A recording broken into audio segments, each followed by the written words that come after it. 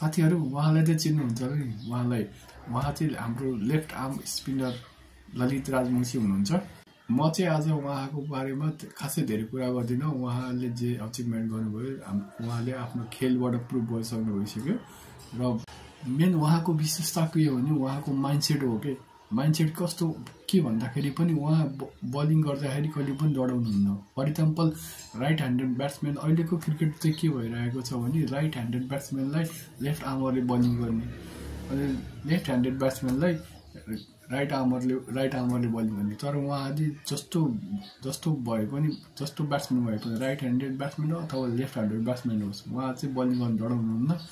उहाँ चाहिँ अब कोही ब्याट्सम्यान उहाँलाई चढेर खेलिरहनु भएको छ भने उहाँले लेन्थ पुल गर्न सक्नुहुन्छ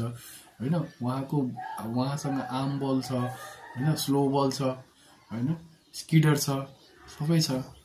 अहिलेको पीएम कप यो सिजनको पीएम कपमा चाहिँ उहाँले सबभन्दा बढी विकेट लिनुभएको छ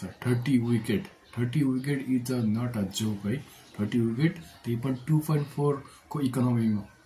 यो भनेको एकदम धेरै अचिभमेन्ट हो एकदम ठुलो अचिभमेन्ट हाम्रो नेपाली क्रिकेटको लागि ल अझै यस्तै अपडेटहरु पाउनको लागि मेरो युट्युब च्यानल तथा टिकटक च्यानललाई फलो लाइक सब्स्क्राइब के हो सबै गरिदिनु होला धन्यवाद